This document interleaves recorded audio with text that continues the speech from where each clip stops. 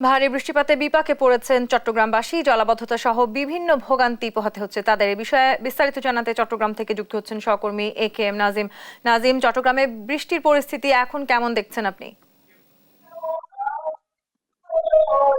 আসলে বৃষ্টির পরিস্থিতি বলতে গেলে গতকাল থেকে চট্টগ্রামে থেমে থেমে বৃষ্টি হয়েছিল।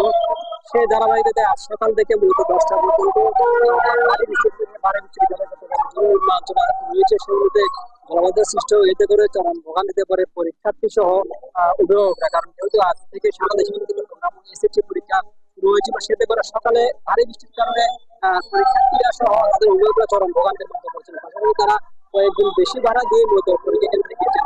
আর বৃষ্টির কথা বলতে গেলে চট্টগ্রামে সামান্য বৃষ্টি হলেই নগর নিম্নাঞ্চলগুলো জলাবদ্ধতায় তলিয়ে যায়। এর মধ্যে মুরাদপুর, 2 নম্বর গেট, বদ্দারহাট, আগ্রাবাদ, হালিশহর, চৌমুহনী সহ যতগুলো নিচু এলাকা আছে সবগুলোতে আসলে পানি থই থই করে। এতে করে নগরবাসীর ভোগান্তি বাড়ে, কারণ যতগুলো খাল নালা রয়েছে সেগুলো পরিষ্কার না করার কারণে মূলত এই জলাবদ্ধতা বাড়ছে বলে এখানকার সাধারণ মানুষ বলছেন।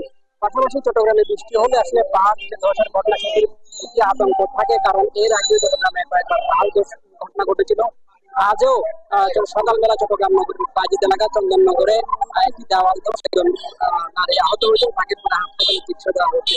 চট্টগ্রামে ছোট বড় মিলিয়ে প্রায় 26টি পাহাড় রয়েছে। এই পাহাড় বাংলাদেশে প্রায় 1.5 লক্ষাধিক মানুষ ঝুঁকি নিয়ে বসবাস করেন। তাদেরকে আসলে স্থায়ীভাবে সরিয়ে নেওয়ার কোনো ধরনের উদ্যোগ নেই, কারণ প্রতি বছর মৌসুমী বৃষ্টি বা বর্ষা আসলে জেলা প্রশাসনের পক্ষ থেকে অথবা সরকারি বিভিন্ন সংস্থার পক্ষ থেকে তাদেরকে আশ্রয় কেন্দ্রে সরিয়ে নেওয়া হয়, কিন্তু তারা অনেকেই যান না। অনেকে আবার তাদের যে আশ্রয় কেন্দ্রে গেলে আবার ফিরে চলে আসে, কিন্তু তাদের স্থায়ী বসবাস না করার কারণে, তাদেরকে স্থায়ীভাবে কোথাও হস্তান্তর করা না করার কারণে মূলত তারা পাহাড় ছেড়ে যাচ্ছেন না। সব মিলিয়ে বলতে গেলে সামান্য বৃষ্টি হলে পুরো চট্টগ্রামে হইতে করে। এদিকে সিটি কর্পোরেশন সিবিএ তারা খাল নালাগুলোর ব্যাপারে তারা পরস্পর নিজেদেরকে দোষারোপ যে রাজনীতি, তারা এক একজন এক এক কথা বলার কারণে মূলত সাধারণ মানুষের জনদুর্ভোগ আরো বাড়ছে।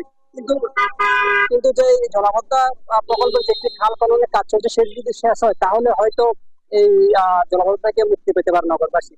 এই ছিল চট্টগ্রাম থেকে আমার কাছে থাকা সর্বশেষ।